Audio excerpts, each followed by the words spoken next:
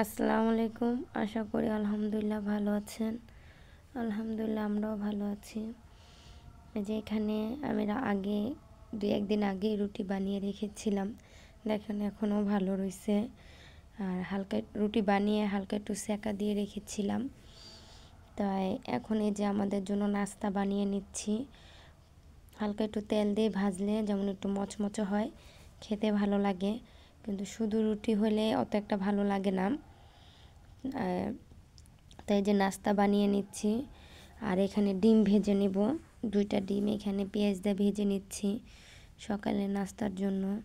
আর চা বানিয়েছি, আর একটু মুরগি তরকারি আছে সেটাই করব। তাই যে চাও বানানো হয়ে গেছে।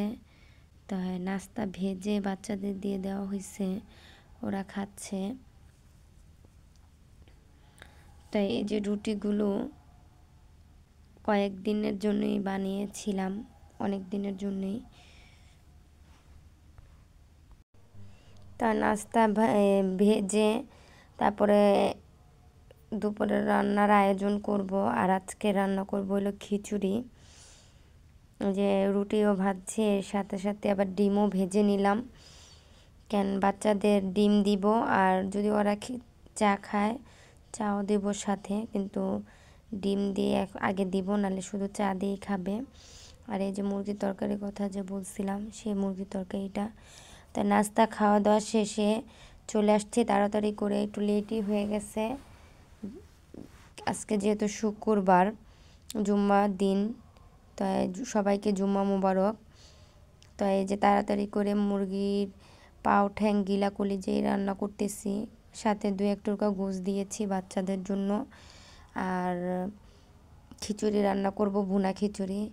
একটা কথা বলতেছি আপনাদের সাথে শেয়ার করছি, মানে যে মুরগির পাও ঠ্যাংটা রান্না করব সেটা হচ্ছে খাসি মুরগি বলে। তা কখনো আমি বাজার থেকে খাসি মুরগি কিনি নাই। তা খাসি মুরগির পাও ঠ্যাং গিলা কলিজা এগুলো রান্না করব।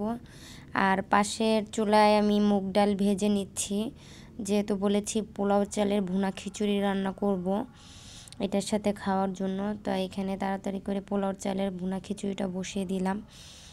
তাই খিচুড়িটা হোক, এর ভিতরে আমি একটা পেজ না, মানে এক ভাইয়ে গুড় আনে, ওই গুড় কিনতে চলে গিয়েছিলাম চুলাটা বন্ধ করে, যেহেতু ওই ভাই আসছে।